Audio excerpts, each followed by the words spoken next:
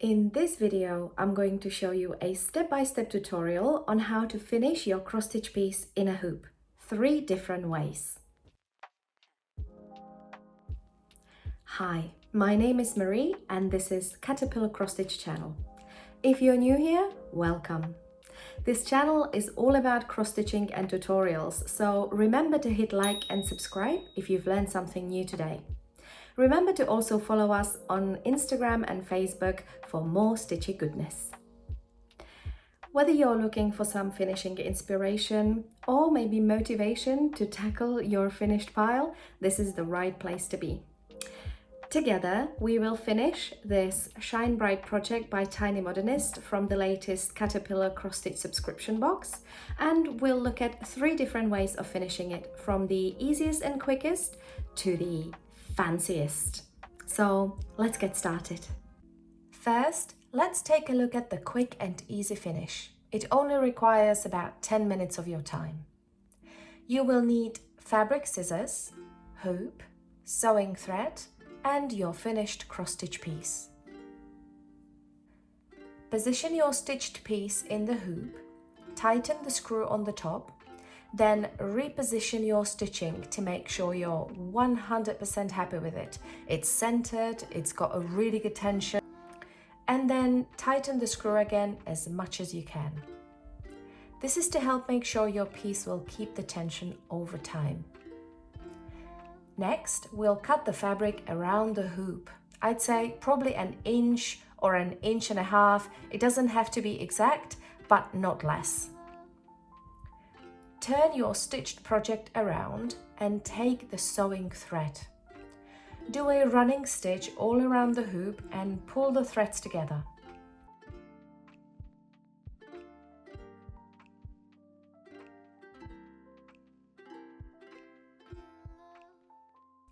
This will pull the fabric nicely together and will make sure you won't see it from the front. And you're done. Pros of this method, well, it's so quick and easy, and if you're just hanging your piece on a white wall or a neutral background, it will be completely sufficient.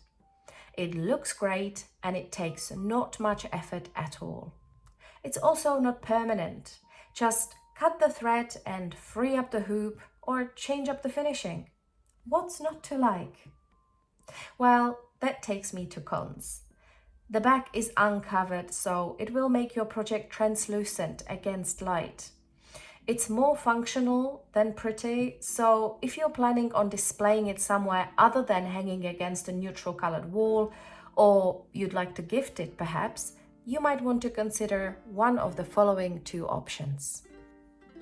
The second option of finishing your hoop will take you around 20 minutes, and we'll have the back covered this time.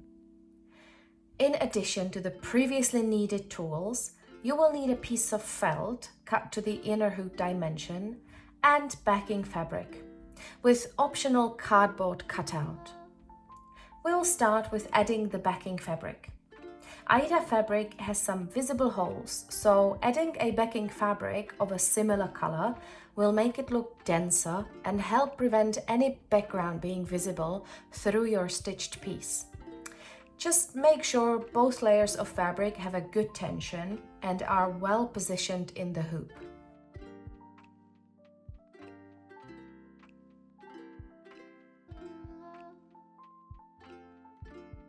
To help even further with preventing any light coming through the front of the piece, we can add a cutout piece of cardboard. I just traced the inner hoop on a piece of Amazon packaging. Let's run a stitch around the hoop and pull the fabric together again.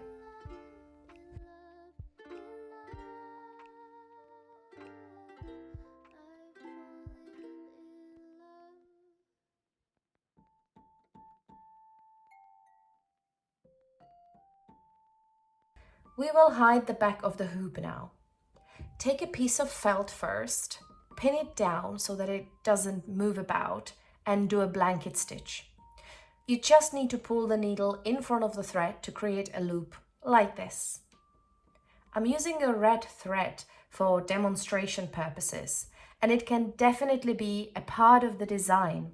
You could use any leftover thread from the kit to make the colors pop. Alternatively, you could use a white or any other neutral colored thread to make the stitches blend rather than stand out. To end the thread, make a couple of stitches in one spot and then run the needle underneath the felt about an inch from the edge. Cut it very close to the felt and you're done.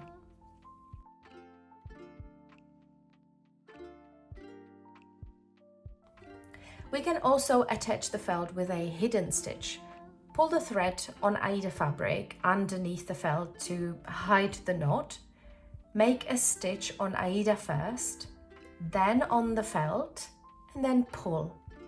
It will pull the two pieces tightly together and you won't be able to see the thread at all if it was neutral colored.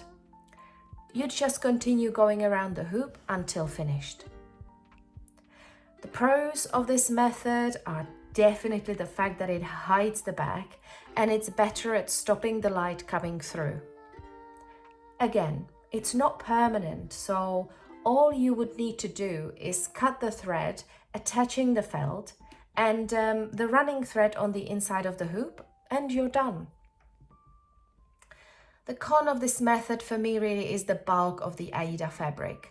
Unlike the soft and pliable embroidery fabrics, Aida is a bit tougher and the scrunched shapes are quite visible through the felt. This can be helped to an extent by cutting the edges shorter and washing and ironing your finished piece to make your Aida a bit softer.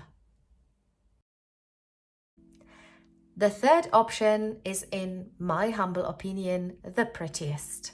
It takes around 30 minutes and we'll be gluing the fabric in and inserting a backing with a decorative fabric.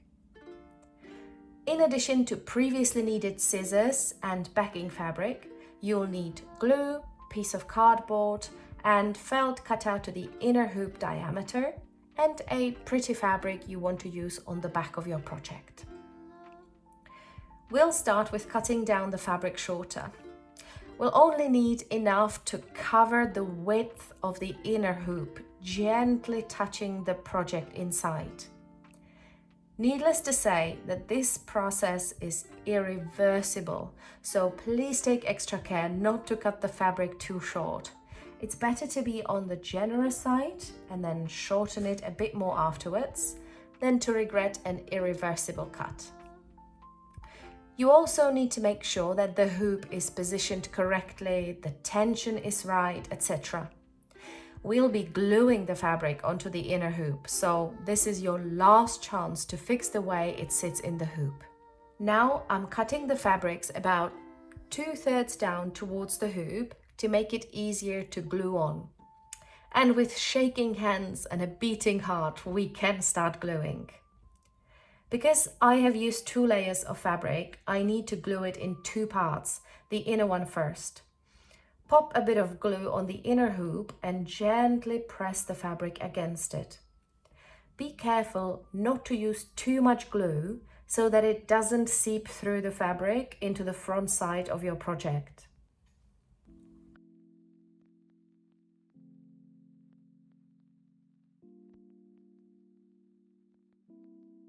Once you're done, go around and press the fabric where it looks loose, just making sure it sticks well and looks pretty. Now we'll glue the outer fabric. Just repeat the process. It can get a bit fiddly when gluing it onto the previous fabric, especially if the glue on it hasn't set properly yet. So if it's too difficult, give it 5 minutes or so to set. If you use too much glue by mistake, take a cotton swab and wipe away the excess. If you wanted to speed up this process, you could use a double-sided tape or a glue gun. I am using the tacky glue because it's acid-free and I know it won't damage or discolor my fabric over time, although it does take a bit more effort. It's made in the US and I just bought mine on Amazon here in the UK. Once done, go around the hoop and press the fabric all around to make sure there's no loose ends, and do a visual check that you're happy with the result. Let's do the fabric covered backing next. Take the piece of your cardboard and adjust the size to make sure it goes inside the hoop quite easily. We want it just about touching the glued fabric to make sure it won't get too loose, but not too big as we'll be putting fabric around it. Cut the piece of felt to the same size and glue the two pieces together. Take the pretty fabric, choose the piece you're happy with, and cut around the cardboard piece, leaving about 1 centimeter or 2 around it.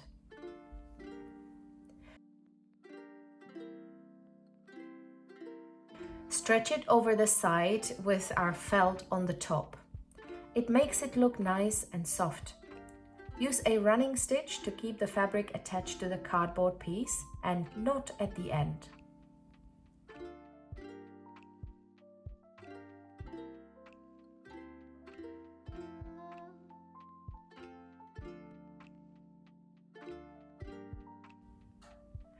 Take your hoop and insert it in the back, making sure it's as symmetrical as you want it. Now, isn't that pretty? It would make a lovely gift or look amazing in an easel sitting on your desk. Pros of this method are definitely that it is so pretty and you can see absolutely nothing coming through the front of it in terms of light. It would make a splendid gift. You could even add your signature or a few words for the person you're gifting it to. What about the cons? Well, it takes more time and more supplies, and it is as permanent gets. So make sure this is exactly what you want before you grab that glue. So, what do you think? Will you give it a go? Do you have any tips or tricks of your own, or do you have any questions? Let us know in the comments below. We'd love to know. If you love the Shine Bright design, I'm afraid that most Caterpillar cross-stitch boxes are not available to purchase after they've been released. So to not miss your spot on the next Caterpillar cross-stitch box, make sure you head over to our website www.caterpillarcrossstitch.com and secure your spot on box number 8. It will be epic. So as not to miss out on any new boxes, new releases, patterns, or picnics indeed, make sure you are signed up to our newsletter, aka VIP Stitch Club. Not only we will let you know anytime there's something new happening at Caterpillar Cross Stitch, you will also receive a PDF with 8 free patterns in return. Remember, you can also join almost 15,000 other stitchers in our Facebook group, where you can share your progress or finishes with people who love stitching just as much as you do. And that's it from us at Caterpillar Cross Stitch today. Thank you so much for watching and see you next Monday.